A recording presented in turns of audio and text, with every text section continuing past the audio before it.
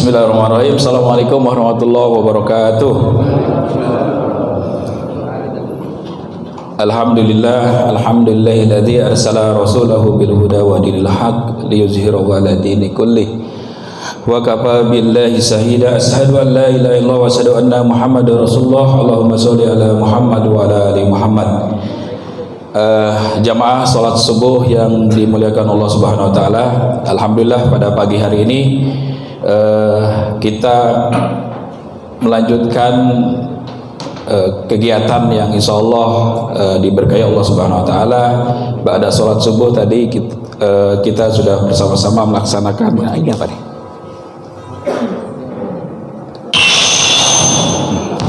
Ya, melaksanakan sholat subuh dan dilanjutkan dengan kajian tematik.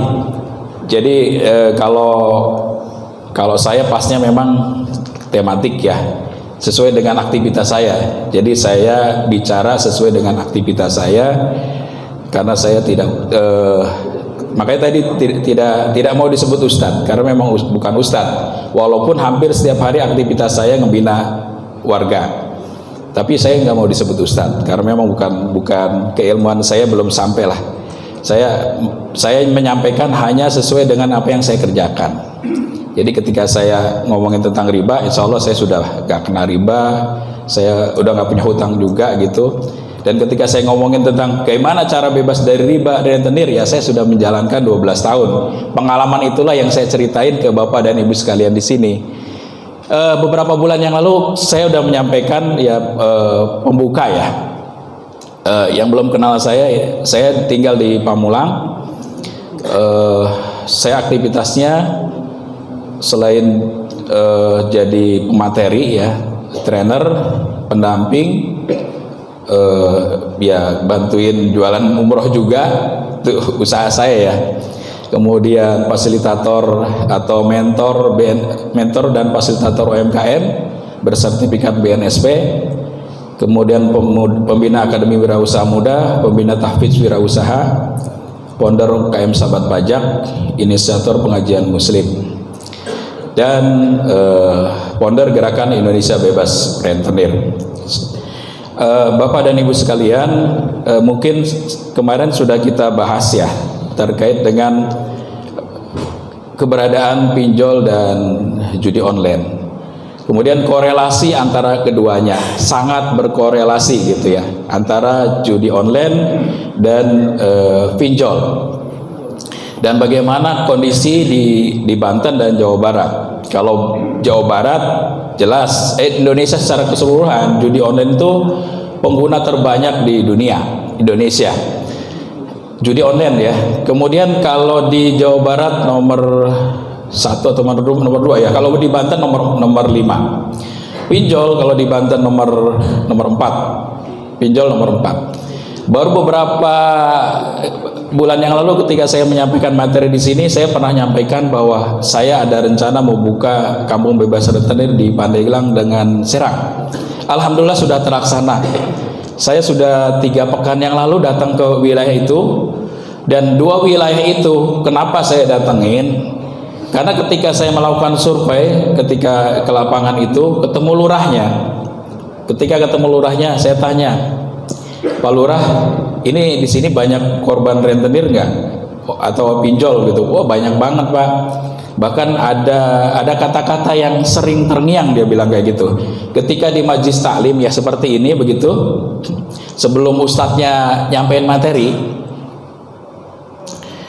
itu ibu-ibu ngasih tahu, tolong Pak, jangan hari ini jangan ngasih materi tentang riba. Gak usah riba mulu yang diomongin. Karena memang di situ berarti kan tempatnya rentenir, tempatnya korban pinjol. Jadi Ustadz sering nyampein tentang riba.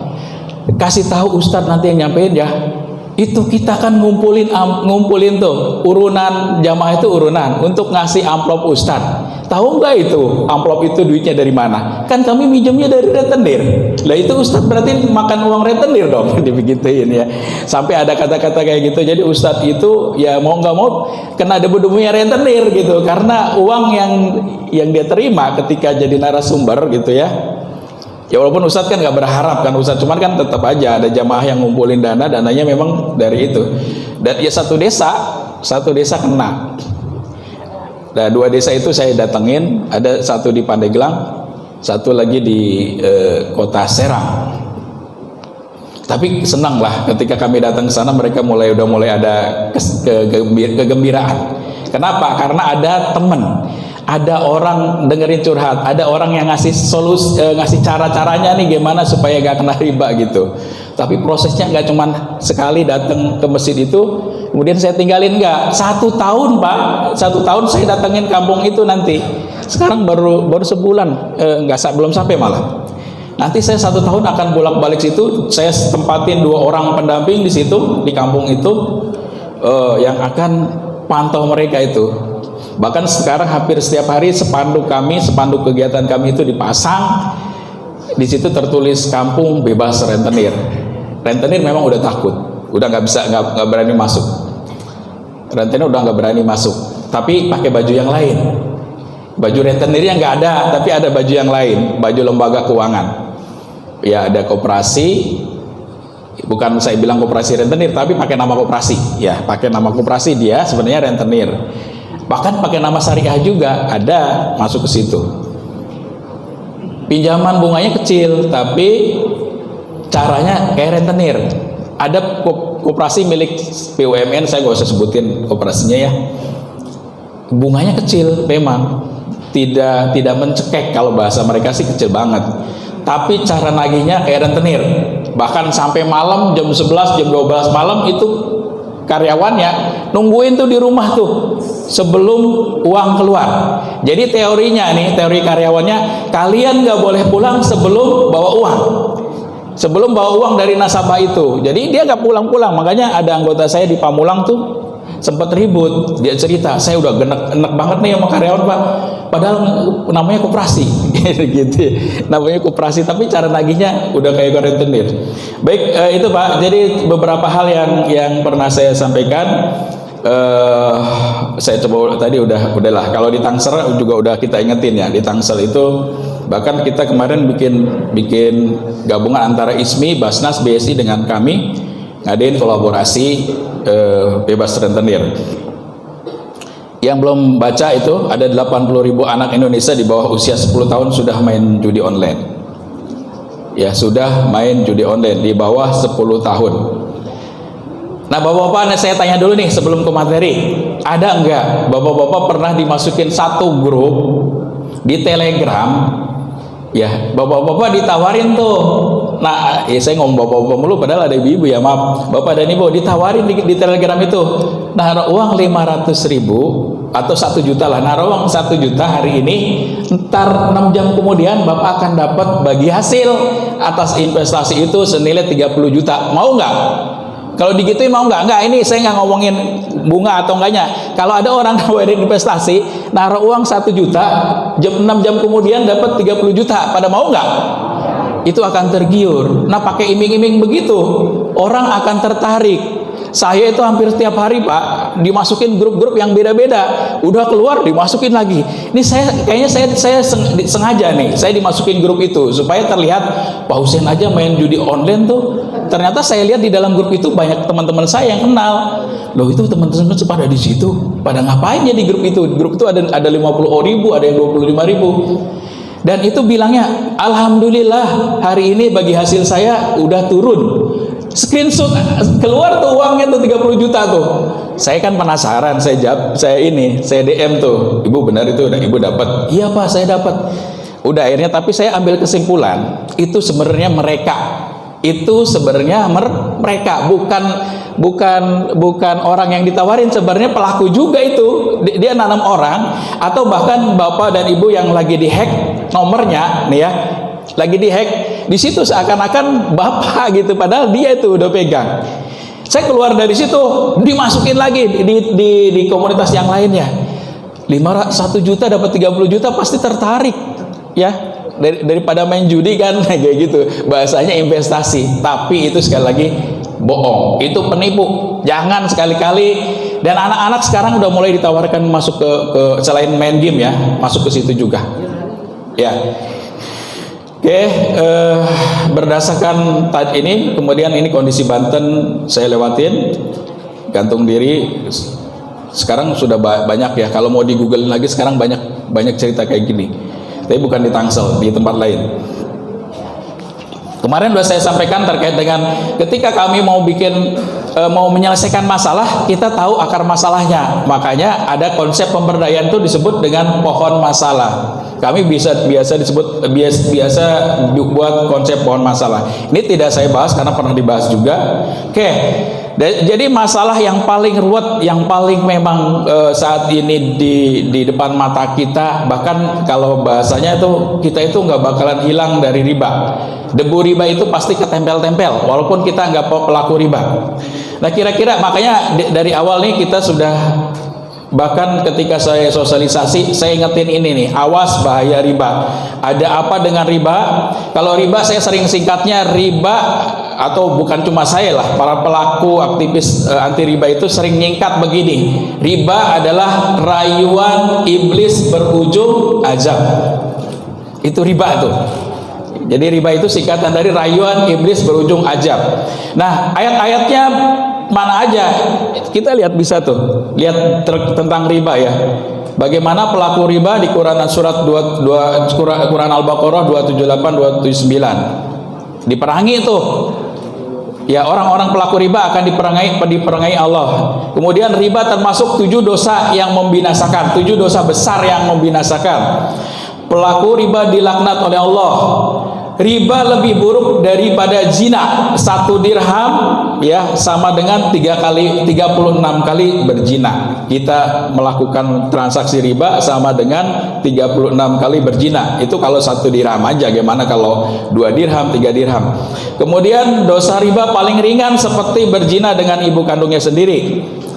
Saya tidak bahas terlalu dalam karena sekalian udah tahu lah. Pelaku riba mendapatkan ancaman kekal di neraka. Al-Baqarah 275. Maraknya riba maka telah menghalalkan azab Allah. Jadi ketika ada transaksi, banyak transaksi di lingkungan kita nih, transaksi riba, pinjam ke rentenir ke bank riba kayak gitu ya, atau ke koperasi riba misalnya.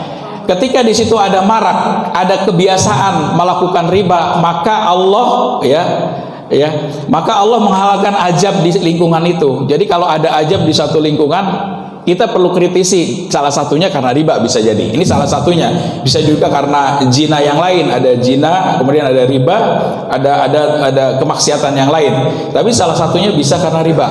Kalau di lingkungan itu udah kena riba, di lingkungan yang saya datengin, potensinya udah susah diangkat gitu. Saya bilang sama teman-teman, ini kalau ngomongin secara teori bisnis, teori pemberdayaan yang kita lakukan nih, saya bilang kita nggak bakalan sukses di kampung yang saya datengin di Pandeglang. Saya udah ngomong begitu sama teman-teman, kita nggak sukses nih kayaknya nih, ngelihatnya dari sisi aspek macam-macam, kayaknya lemah banget ini desa. Tapi akhirnya kami akhirnya berpikir semua Allah yang akan ngerubah gitu. Kita berpikir Allah yang akan ngerubah.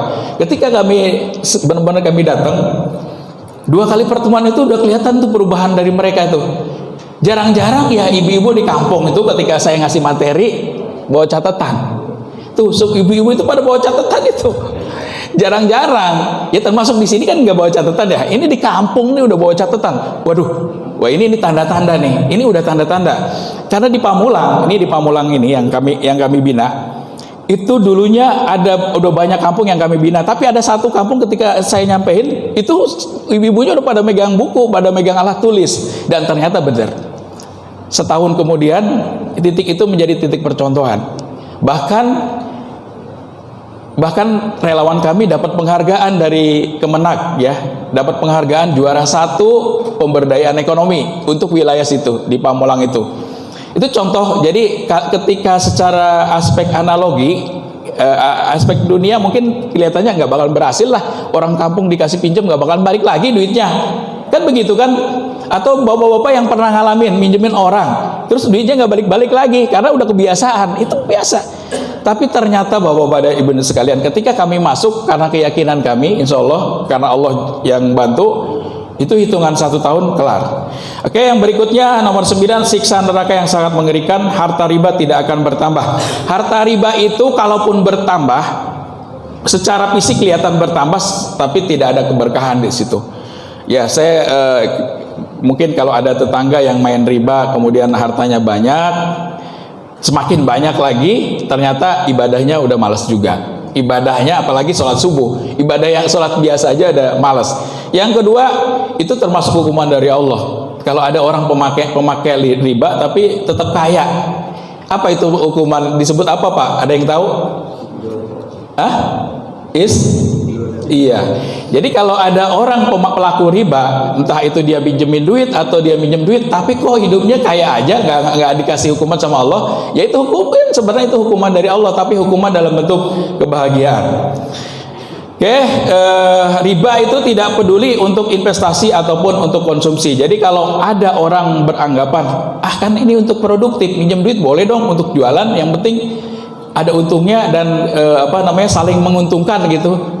Ya, sekali lagi kalau minjem duit, walaupun saling menguntungkan, minjem duit kalau ada kelebihannya, ya udah pasti riba. Kalau minjem duit ya, beda nanti kalau investasi dalam bentuk mudharabah, musyarakah. Tapi kalau minjem duit, bahkan ada kata-kata yang seperti ini, atau mungkin ini kebiasaan, sering di kampung-kampung begini. Belum lama ini, Pak, saya punya kontrakan, saya mau minjem duit, udah kontrakan saya jadi jaminan ya. Oke, jadi jaminan, saya pinjam 10 juta, kontrakan jadi jaminan. Nah, kontrakan jadi jaminan itu benar. Tapi ketika hasil kontrakannya menjadi bagian dari orang yang meminjamkan, nah itu di situ riba. Ya, punya kontrakan nih, saya punya kontrakan, terus saya nggak punya duit, saya pinjam duit ke bank atau ke orang ya 10 juta. Tapi hasil kontrakan itu dikasih ke yang punya, itu riba. Lupa kan itu keuntungan, boleh kan? Kalau minjem udah pasti riba, akadnya minjem. Tapi kalau akadnya lain beda ya, akadnya misalnya investasi atau bagi hasil. Lagi-lagi bedanya di akad sebenarnya. Jadi secara baik konsumsi maupun investasi itu tetap. Oke, fakta dari hutang. Hutang hanya memberikan kekayaan semu. Kekayaan sesungguhnya adalah aset, uang cash, dan tidak ada hutang. Jadi kalau bapak dan ibu sekarang punya harta mewah di rumahnya, tetapi ternyata kalau ngerti neraca laba rugi, aktiva pasiva, ternyata hutangnya lebih banyak, sebenarnya nggak punya aset, berarti itu hutang punya orang, duit orang. Yang disebut aset itu ya ketika sudah dikurangi hutang, ada sisanya, itulah aset. Ini dalam kacamata Islam ya, tapi kalau dalam kacamata keuangan, aktiva pasiva itu disebut aset juga itu. Ya, ada aset ruko, padahal ngutang. Ada aset rumah padahal ngutang, itu disebut aset. Saya orang keuangan kebetulan, ada aktiva ada pasiva. Ya, di aktiva semuanya bisa dalam bentuk aset walaupun hasil dari utang. Oke, kemudian solusinya apa? Nah, kemarin kita bahas terakhir sampai sini nih. Solusi dari permasalahan tadi yang banyak masalah tadi, akhirnya ini nih yang kami lakukan di Kampung Bebas Rentenir. Nah, ini ya di paling bawah ini. Oke, ini sampai sini ini solusi nih. Ini solusi di bawah, ini solusi semua yang kami lakukan. Yang kami lakukan ini. Oke, ini buku saya ya, yang 12 tahun dalam perjalanan ini saya bikin buku, dan saya kira sudah ada jamaah yang kemarin dapat buku juga ya. Oke. Nah, apa sih Kampung Bebas Rentenir yang kami lakukan ini, biar Bapak dan Ibu sekalian, Pak, kalau praktek Kampung Bebas Rentenir diberlakukan di daerah sini bagaimana? Nah, ini saya akan jelasin dulu ya. Bagaimana cara bisa buka. Oke. Kampung Bebas Rentenir itu inisiatif dari yayasan saya sejak 2012. Inisiatif salah satu program pemberdayaan ekonomi yang saya inisiasi. Kemudian alhamdulillah Kampung Bebas Rentenir juga sudah mendapatkan hak atas kekayaan intelektual. Sosial ini, tapi tetap aja kita ajuin secara aspek itu. Kenapa? Karena Kampung Bebas Rentenir memang sosial, tapi ketika ini dipakai sama orang dengan cara yang berbeda, jadi salah. Ada yang pakai Kampung Bebas Rentenir sekarang saya lihat di beberapa tempat caranya terlalu keras, terlalu radikal gitu, terlalu ya artinya misalnya nih orang ngedakwahinya langsung gitu. Misalnya ibu kalau misalnya nggak bakal ada salah satu aktivis anti riba misalnya, saya nggak sebutin ya, bahkan relawan kami itu dikeluarin dari grup itu. Karena apa? Karena kami masih pakai cara ketentuan fatwa MUI, Dewan Syariah Nasional. Kami masih membolehkan bank syariah. Kami, tapi ada aktivis yang udah mengharamkan banget. Nah itu ketika pakai program ini, saya bilang jangan pakai program ini. Program kami termasuk yang ngikutin pola pemerintah. Kalau pemerintah membolehkan dan MUI-nya juga membolehkan, kami juga ikut. Karena MUI, fatwa kami ngikut MUI, bukan ngikut fatwa perorangan. Dewan Syariah yang ada di kami, ya kami ini bukan lembaga keuangan, yayasan, tapi kami punya Dewan Syariah. Kebetulan juga orang MUI juga, direktur DSN Institute. Kalau dari Kementerian Agama, orang Kementerian Agama atau orang UIN mungkin kenal Pak Azharuddin Latif. Beliau Dewan Syariah atau Dewan Pengawasnya di yayasan kami. Dan sekarang sedang bikin buku dengan saya, buku yang kedua, buku terkait dengan cara ini juga, yang kedua tapi lebih ke implementasi. Oke, sejak 2012 kami berdiri, kemudian, nah ini kira-kira alur kegiatan kalau mau bikin kampung bebas rentenir. Pertama melakukan kegiatan sosialisasi dulu, dikumpulin ada 100 orang dalam satu wilayah, satu RW atau 2 RW, kumpulin tuh. Setelah ngumpul, ada pelatihan prakeanggotaan. Itu 6 kali pertemuan. Makanya di sini akan berguguran, Pak. Orang-orang yang ikut program ini yang tadinya daftar hadir di sosialisasi 100 orang akan berguguran. Paling-paling hasilnya 25 sampai 50 orang. Itu yang akan berhasil. Dia benar-benar bebas dari rentenir. Karena mereka di masa-masa ini aja udah berguguran nih. Ini 6 kali pertemuan. Pak, gimana saya pengen bebas dari rentenir, kenapa saya dapat materi melulu? Begitu. Karena sesungguhnya disinilah ujian mereka, ujian hasil kedisiplinan macam-macam tuh. Di sini ada mutabaah, ada evaluasi harian mereka, evaluasi spiritual, evaluasi kedisiplinan macam-macam. Ini adanya di sini. Makanya jangan heran kalau ada orang baru 2 minggu ikut program ini ternyata udah bebas. Baru 2 minggu. Pak, saya baru 2 minggu. Terus gimana Ibu? Tapi saya praktekin, saya alhamdulillah udah gak kena rentenir. Ada orang yang baru setahun kena baru bebas, ada yang udah 6 kali baru bebas. Kalau yang pernah saya ceritain orang Kristen itu 6 kali pertemuan dia bebas dari rentenir. Kemudian pembentukan kelompok. Nah, kalau sudah ada pelatihan prakeanggotaan, pembentukan kelompok. Jadi satu grup itu ada 10 orang. Perempuan sekarang ini bukan kami nggak nyampur laki perempuan ya, tapi memang kenyataannya yang ikut kebanyakan perempuan.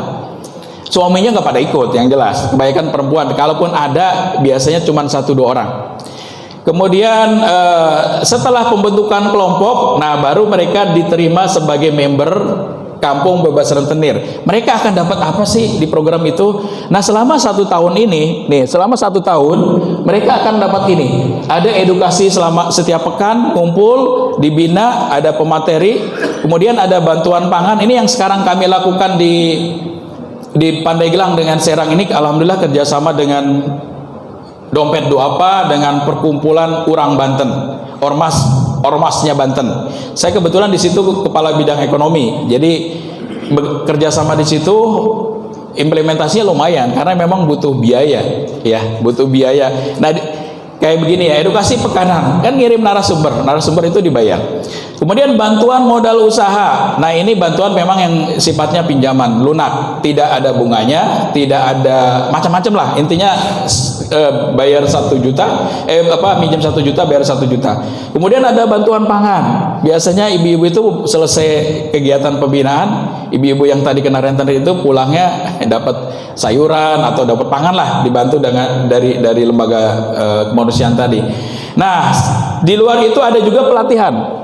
Ini pelatihan kewirausahaan, dari mulai dia anggap baru, seakan-akan dia usaha baru, bagaimana memulai usaha, bagaimana cari modal, bagaimana memasarkan, bagaimana pembukuan, bagaimana produksi. Ini manajemen usaha lah diajarin di sini, termasuk terkait dengan pelatihan komunikasi, bagaimana berjualan secara offline maupun online. Nah, yang berikutnya adalah pendampingan usaha. Pendampingan usaha ini dilakukan juga 1 tahun. Nanti pendamping ini akan datengin sebulan sekali, ketemu, evaluasi. ngasih jalan keluar ketika member ada masalah. Misalnya gini, narasumber udah nyampein materi tetapi kesulitan nih, saya nggak bisa Pak ini ngerjain ini, gimana sih cara bikin pembukuannya, atau gimana sih cara main di TikTok misalnya nih. Ini pendamping yang akan ngebantuin. Oke, kemudian yang terakhir adalah konsultasi. Kalau konsultasi atau advokasi ini lebih kepada curhat dan gimana ketika berhubungan dengan rentenir. Kalau ada rentenir yang sering datang ke rumah gitu, dia susah cara ngadepinya, ya kami ajarin, atau bahkan kami dampingin, kami temenin ngomong dengan rentenir. Nah di luar itu, ini kalau di luar itu biasanya yang enggak ini yang kelas berat. Kalau kelas berat memang biasa kena cas. Maksudnya gimana Pak? Ada orang kena rentenir atau kena hutang bank udah miliaran, pengen didampingin supaya bunganya berkurang. Ya itu lain lagi. Kalau itu butuh biaya nganter bolak-balik ke banknya, butuh ongkos, butuh makan. Nah kami sering lakukan itu. Ada orang punya hutang 1,2 miliar, akhirnya dinegosiasi jadi 800 juta, dilunasin. Itu ada. Cuman ya yang dibantu nggak inget, setelah dibantu ya lupa karena menganggap kami ini gratisan. Makanya setelah itu kami nggak buka konsultasi gratis kalau untuk nilai yang besar. Karena coba bayangin, tim kita bawa mobil, ya jelas mereka mentor kita pengusaha dan pada punya mobil lah. Mereka bawa mobil datang ke bank, negosiasi berkali-kali, makan gak dikasih, ongkos kagak diganti. Ngeluhnya ke siapa? Ke saya yang ngasih instruksi, tolong bantu Pak Husein, sekali-kali kita rubah deh konsepnya. Kenapa? Ya orang nggak ingat udah dibantu. Mereka dari 1,2 miliar sekarang 800 juta bayarnya, kan untung banget. Lah kita dikasih makan enggak, dikasih ganti uang bensin enggak. Ini memang bukan ngomongin yang sosial kalau ini. Karena sebenarnya orang mampu memang, orang-orang kaya. Nah kalau yang di kampung bebas rentenir enggak, kalau orang yang nggak mampu lah. Kebanyakan yang kami datengin itu nggak mampu, dan itu gratis. Kita ada dana-dana sosial yang bisa dipakai lah untuk kegiatan itu. Tapi kalau orang mampu ya enggak. Ya, jadi kayak kemarin nih ada salah satu direktur BMT di Tangsel. Dia punya temennya, dia bilang udah kena Bank Emok. Sekarang udah hutangnya 150 juta. Saya bilang kalau konsultasi lewat telepon coba dah nggak apa-apa. Tapi kalau nanti kami harus bolak-balik temuin 3 bank itu, dia punya utang 3 bank, ya kami butuh biaya. Tim kami pasti butuh biaya. Jadi harus hitung-hitungan. Oke, itu. Kemudian di sini di poin tadi yang edukasi pekanan. Oke. Sebenarnya kurikulum kita ini ada 5 pemahaman atau 5 kesadaran. Selama 1 tahun ini dapat seperti ini nih, member Kampung Bebas Rentenir ini. Pertama, pemahaman aspek agama. Aspek agama itu dari mulai akidah, akhlak, ibadah. Kedua, pemahaman aspek 4 pilar bernegara. Makanya jangan heran kalau di program Kampung Bebas Rentenir sering pernah didatengin orang-orang yang lagi reses, entah itu dari DPD, dari apa, untuk sosialisasi 4 pilar. Karena kalau kami yang ngomongin nggak sesuai dengan bidang kami kan, jadi biarin aja mereka. Di samping nggak dibayar juga kan, mereka kalau datang nggak dibayar, justru bisa jadi nyiapin makanan gitu. Kemudian yang ketiga, pemahaman aspek yuridis. Ini aspek tentang usahanya ya, secara hukum usaha bagaimana itu diajarin juga ya. Kemudian pemahaman kesadaran sosial. Nah ini dibangkitkan anggota ini supaya rajin berinfak. Yang nomor 5, pemahaman aspek masa depan. Inilah skill usaha yang kami berikan ya, dari mulai tadi cara mulai usaha, cara bikin bisnis plan, perencanaan usaha, cara memasarkan, cara membukukan, cara pembukuan, kemudian bisa ngitung harga pokok produksi, harga pokok penjualan, ya itu diajarin di sinilah di nomor 5 ini. Oke. Ini video, ini suaranya ada nggak ini? Ini tadi udah ya, tidak langsung kan nih? Nggak ada suara ya?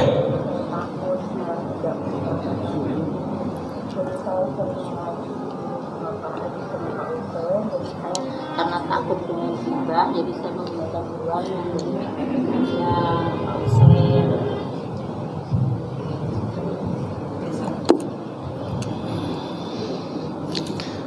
Oke, ini salah satu warga di Setu Keranggan. Jadi di Keranggan itu ada satu kelompok kita bina, setahun tuh udah kelar, udah nggak ada yang kena rentenir. Ini ibu ini jualan nasi uduk. Ini kalau ini agak unik nih ibu ini bu. Udah bisa.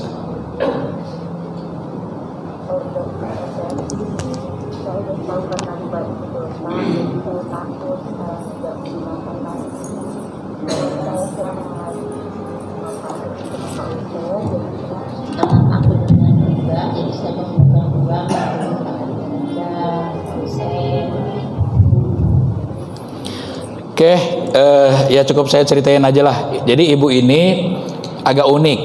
Ketika saya ngasih materi pertama pada saat seperti ya sosialisasi seperti inilah, tapi lebih tajam gitu ya. Karena memang yang saya sosialisasiin dia yang mau jadi anggota. Itu setelah sosialisasi dia nggak ikut lagi, udah nggak ikut lagi deh, udah. Kemudian 6 bulan atau 3 bulan deh, dia gabung lagi. Ibu kenapa gabung lagi bu? Saya itu Pak, waktu awal ikut sosialisasi, saya langsung takut, saya langsung ke bawah-bawah mimpi. Udahlah apa yang Bapak sampaikan hari itu juga langsung saya lakukan Pak. Tapi saya nggak mau jadi member karena saya takut, malu sama Bapak gitu. Terus sekarang gimana Pak? Ya Bu, sekarang saya udah nggak punya hutang kemana-mana. Dalam hitungan 6 bulan padahal nggak ikut kami itu. Terus saya tanya kenapa sekarang ikut lagi Bu? Saya pengen didampingi, saya pengen ditemenin, saya pengen ada lingkungan yang ngingetin. Ya artinya dia nggak mau sendirian karena teman-temannya kan diingetin terus, diapain kayak gitu. Nah ini contoh Bu Aisyah namanya ini.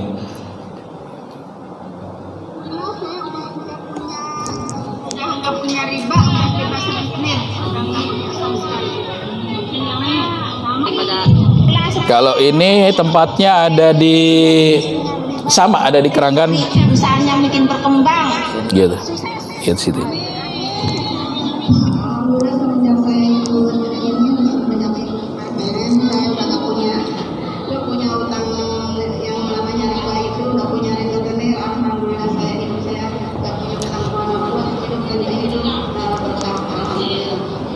Oke, itu cukup. Itu 1 tahun setelah ikut program, alhamdulillah udah bebas dari rentenir. Nah ini salah satu relawan kami, dia ini ASN, dia itu penyuluh agama. Ketika ngelihat dapat informasi, kami sebagai penyuluh agama Islam bergerak bersama lembaga ASN membentuk kelompok-kelompok masyarakat, khususnya pelaku UMKM, yang merasa memberikan edukasi kepada mereka tentang dosa dan bahaya. Oke, saya nggak panjang-panjang. Beliau penyuluh agama di Pamulang, gabung dengan kami jadi relawan. Kami ajarin caranya seperti apa. Kemudian ketika ada perlombaan atau apalah di Kementerian Agama di Tangsel, dia ikut juara 1 di Tangsel. Kemudian di Provinsi Banten ada lagi, ikut lagi juara 1 di Provinsi Banten. Pas nasional belum beruntung, kemarin nggak dapat dia. Ya tapi ini contoh di satu wilayah yang memang sudah ada. Nah ini contoh lagi. Kalau ini orang dia bukan punya hutang rentenir, tapi punya hutang ke bank riba 300 juta. Ketika saya datang, saya dapat tugas ngisi materi, saya instruksiin aja satu tugas. Ibu-ibu tolong untuk beberapa hari ke depan kerjain ini. Saya minta kalau ini dikerjain, saya akan datang lagi sebagai narasumber dan saya akan tanya apa hasil dari ibu melaksanakan itu. Ketika ibu-ibu ini punya hutang 300 juta di 2 bank yang satu 150 juta, bank yang satu 150 juta. Nah setelah sekian hari target tercapai, apa yang dia kerjain, saya sebagai narasumber datang lagi, saya evaluasi. Siapa di antara ibu-ibu yang udah melaksanakan apa yang saya minta? Lihat semua angkat tangan, tapi ada 3 orang yang saya pilih. Di antaranya ibu ini. Jadi ibu ini cerita, saya sudah menjalankan Pak selama sekian hari, 40 hari, dan saya percis 40 hari, percis hari ke 40 hari, saya dapat uang. Bukan dari hasil usaha saya, 150 juta dari pemberian orang. Dikasih itu. Dia dapat 150 juta itu dikasih. Dari mana, Bu? Ada. Suami saya dikasih senilai totalnya 150 juta. Jadi ada satu bank yang dia lunasin. Kemudian bank yang lainnya dia tetap minta sama Allah negosiasi, bank yang lainnya mengurangi bunga. Artinya bunga-bunga yang selama ini ada dihilangin, dihapusin, tinggal pokoknya aja. Jadi sekarang dia ini bayar hutang tinggal pokoknya aja. Dan itu banyak. Mitra kami atau anggota kami udah banyak seperti ini yang pengen diiniin, pengen. Walaupun ini sebenarnya dia sih nggak minjem dana-dana zakat ya, kategorinya bunganya kan gede, pinjamannya juga gede, bukan pinjaman cuma 500, ini 300 juta. Cuman dia pengen dapat ilmunya doang. Dia ikut program kami, ikut belajarnya doang. Untuk manfaat yang tadi kayak pangan, dia nggak dapat. Untuk yang lain nggak dapat. Dia cuma pengen dapat ilmunya aja. Baik, itu beberapa testimoni. Ini testimoni, mungkin ini juga pada kenal ya tokoh-tokoh yang ada di situ. Ini motivator pebisnis juga, Dewa Eka Prayoga. Saya pernah belajar beliau ini 2 malam. Kemudian ini Bang Dik doang ini ya lebih ke arah tasawuf kan nih. Ya ada kecocokan karena kita juga kalau pakai pola-pola cuman bergantung kepada manusia susah. Ya paling bisa bergantung kepada Allah. Yang berikutnya Randy Saputra ini tokoh masjid.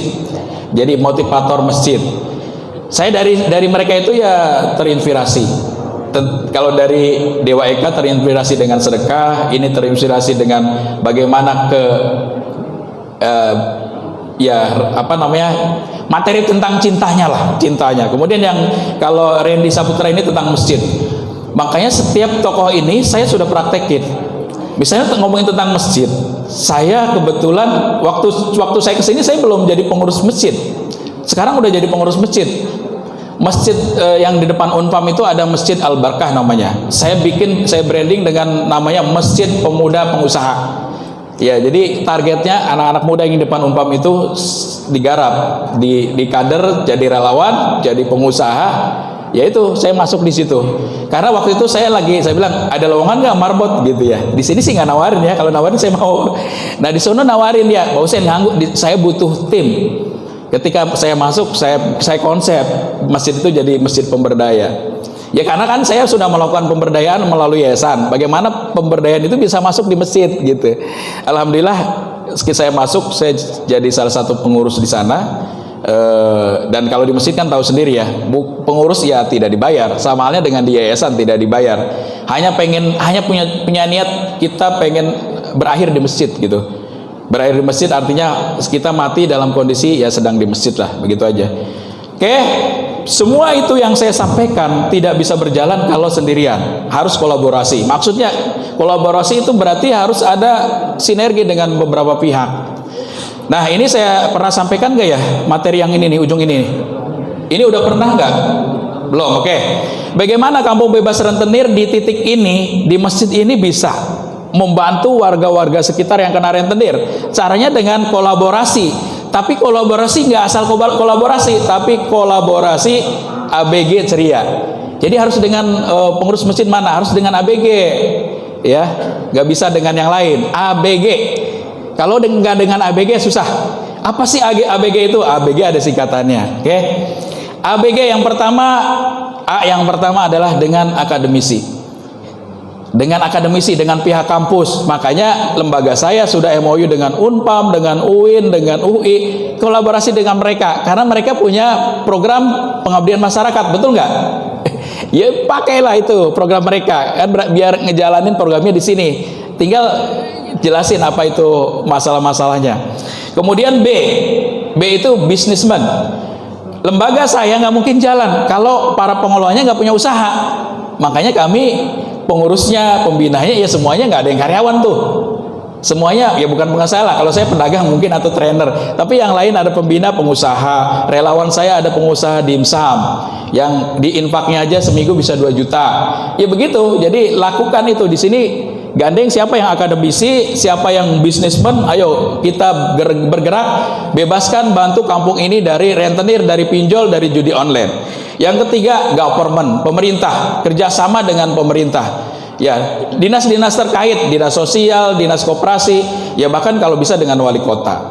Kalau dengan wali kota ya alhamdulillah saya juga dekat lah dengan wali kota. Kemudian ceria. Ceria itu singkatan dari community empowerment. Kerjasama dengan lembaga-lembaga kemanusiaan, komunitas-komunitas kemanusiaan, lembaga zakat.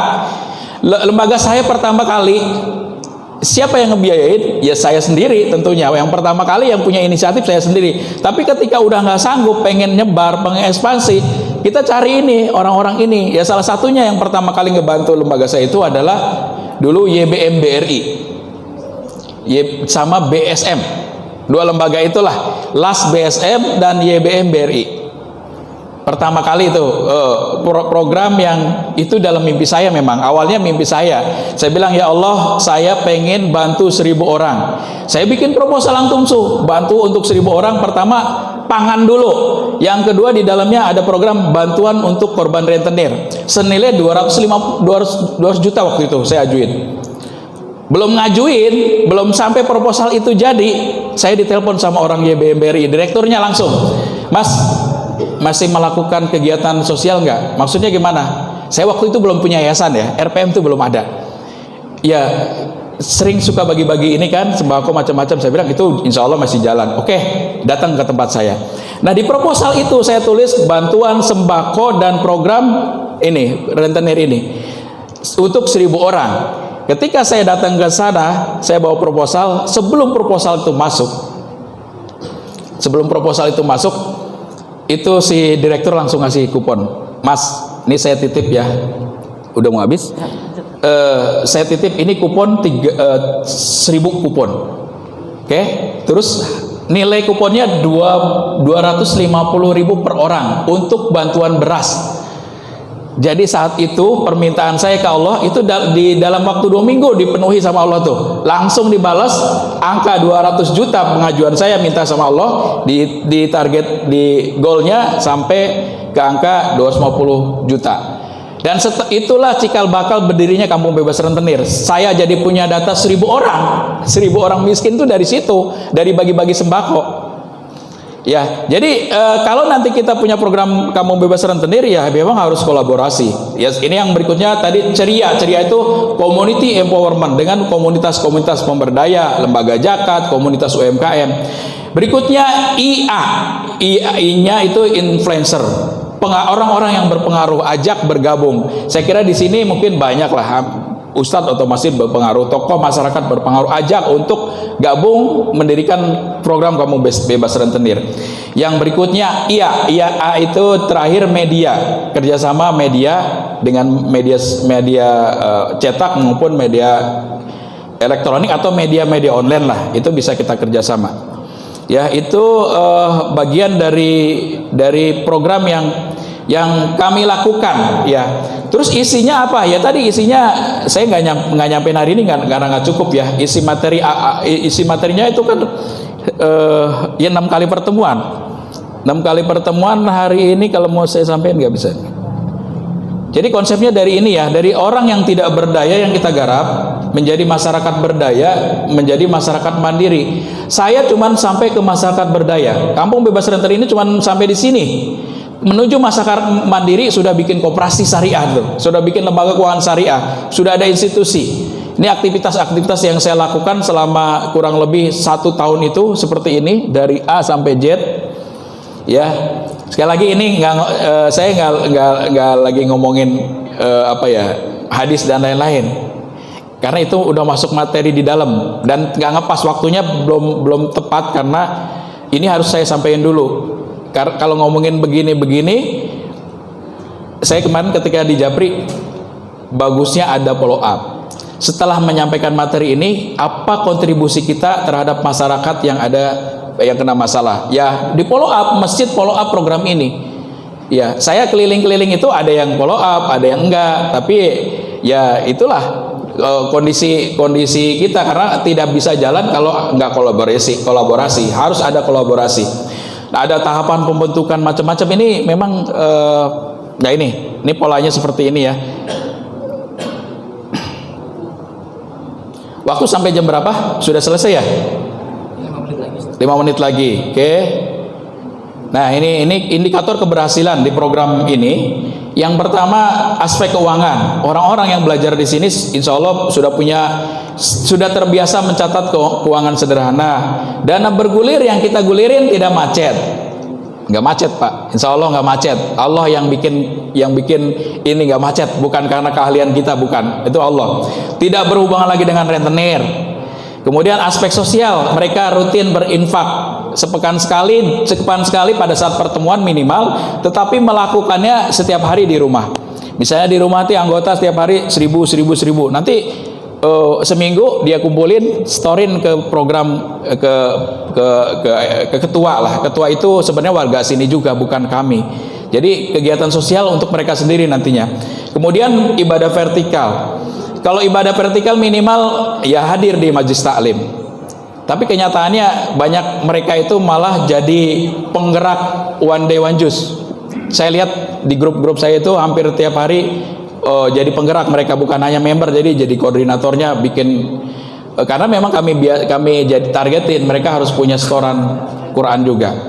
Oke. Nah, ini kira-kira aktivitas kami seperti ini nih. Biar tahu ya. Dari mulai pembukaan, tilawah Quran, zikir, doa dan doa bareng, pembacaan ikrar anggota, pembacaan ikrar pendamping, infak keliling, permasalahan dan solusi. Ini pada saat di kelas.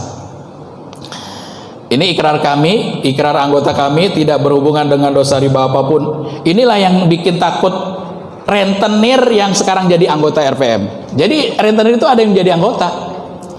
Saya sekarang udah nggak berani, udah nggak jadi rentenir, Pak. Alhamdulillah dia cerita. Makanya saya ajak keliling nih ibu ini. Bu, ibu ikut saya. Saya cerita nih, ada dua. Satu memang orang biasa, satu lagi mantan rentenir yang gabung di program RPM, sudah sadar, dan bahkan dia sekarang nemenin saya untuk ingetin itu. Yang satu lagi adalah mak-mak yang biasa, dia koordinator aktivis juga gitu, aktivis Kampung Bebas Rentenir. Saya jelasin dia bagaimana bergerak di masyarakat, kayak jamaah tablik. Teman-teman jamaah tablik kan sering door to door gitu ya. Dia door to door. Assalamualaikum, gimana, apa kabar ya? Kalau jamaah tablik ngajak sholat, kalau ini gimana? Udah masih punya utang riba nggak? Ditanyanya begitu. Oh, saya masih punya utang. Mau nggak dikasih solusi? Mau. Ikut kegiatan kami. Itu sampai ada yang seperti itu, walaupun tidak semua kelompok. Ini hanya di kelompok yang terbentuk bagus lah. Yang tadi saya bilang di Pamulang ini kelompoknya sudah bagus. Dari 10 orang sampai ada 80 orang membernya. Baik ibu-ibu dan bapak-bapak sekalian, sekali lagi ini bukan materi, bukan tausiah tentang agama. Saya nggak nyampein, belum nyampein. Karena itu pembahasannya ada di dalam Kampung Bebas Rentenir. Kalau ada di dalam Kampung Bebas Rentenir, ya bagusnya ada program di sini ya. Tapi kalaupun nanti diundang lagi, mungkin ada materi itu akan kita sampaikan bertahap ya, nggak langsung blek. Karena memang sama Kampung Bebas Rentenir pun bertahap. Pertemuan pertama ini dulu, yang kedua ini, 3, 4, 5, sampai setahun itu akhirnya ya tadi. Sekian member, dari sekian member berguguran, dan satu kampung cuman 20 orang yang bebas, yang lainnya berhenti karena nggak mau ngejalanin. Aduh capek Pak, ngapain ngerjain kayak gini, udah pinjamannya dikit ngerjain kayak gini. Ya begitu, ini masyarakat nih pengennya begini terus gitu. Nah, pola kita udah dirubah, nggak selalu begini. Ibu bisa berubah, bapak bisa berubah, bisa selesai dari rentenir bukan karena kita, tapi karena ada perubahan dari bapak dan ibu sekalian. Ditambah memang Allah sudah ngasih solusi. Dua hal itulah, kami ini ibaratnya perantara dorang, ngingetin doang ya. Oke, itu ini karena kami punya struktur organisasi Banten Bebas Rentenir, ada ketuanya. Siapa ketuanya? Ya saya sendiri, langsung saya diminta jadi ketua di perkumpulan orang Banten itu. Di situ ada Pak Taufikur Rahman Ruki, mantan ketua KPK, sebagai penasehat kami. Kemudian ada gubernur juga kemarin launching di sana di Serang. Kemudian kami melibatkan kejaksaan, kami undang BIN juga diundang, takutnya dicurigai nih Intel pada masuk. Buat apa nih kegiatan kayak gini nih? Ada apa? BIN juga diundang di acara-acara launching. Bahkan ya intinya tokoh orang-orang yang berkaitan dengan hukum, dinas terkait kami undang kemarin di acara launching Banten Bebas Rentenir dan Berdaya. Terima kasih. Assalamualaikum warahmatullahi wabarakatuh.